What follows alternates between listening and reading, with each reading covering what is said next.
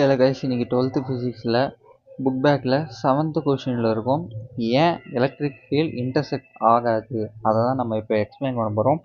So கொஷினை ஒழுங்காக படிச்சிடலாம். இந்த electric field never intersect justify, இப்படி தான் உங்களுக்கு பப்ளிக் எக்ஸாமில் கேட்பாங்க. இந்த கொஷினும் பப்ளிக்கில் கேட்காத ஒரு கொஷின், இந்த வருஷம் முக்கியமாக கேட்கக்கூடிய கொஷின். மேலே இருக்கிற 6th கொஷின் நம்ம எக்ஸ்பிளைன் பண்ணல, ஆனால் அதுவும் கேட்க வாய்ப்பு இருக்கக்கூடிய question.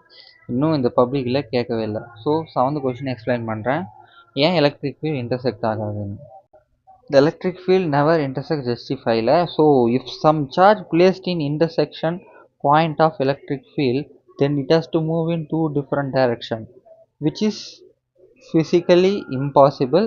Hence electric field lines do not intersect. So இந்த ஸ்டேட்மெண்ட் உங்களுக்கு என்ன சொல்ல வருதுன்னா, இப்போது இரண்டு எலக்ட்ரிக் ஃபீல்டு இணையிற இடத்துல நீங்கள் ஒரு சார்ஜை ப்ளேஸ் பண்ணிங்கன்னு வச்சுக்கோங்களேன். அந்த சார்ஜோட டைரக்ஷன் அட் த சேம் டைமில் ரெண்டு வெவ்வேறு திசையில் இருக்கணும்.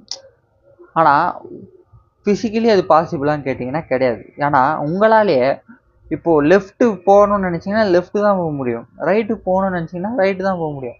அட் த சேம் டைமில் லெஃப்ட் ரைட் போக முடியுமா ஸ்ப்ளிட் செகண்டில்? முடியாது இல்லையா? அதுதான் இந்த ஸ்டேட்மெண்ட் நமக்கு சொல்லுது. ஒரு எலக்ட்ரிக்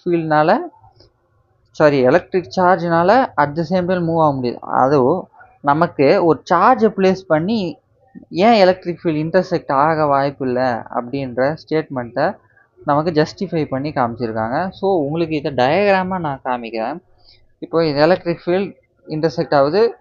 ஸோ இது நடுவில் நம்ம ஒரு சார்ஜை ப்ளேஸ் பண்ணுறோன்னா பாசிட்டிவ் வந்து அவுட்வேர்டாக இருக்கும்னு சொன்னேன்னா ஃபோர்ஸு, இதோட இதுவும் அவுட்வேர்டாக இருக்குமா?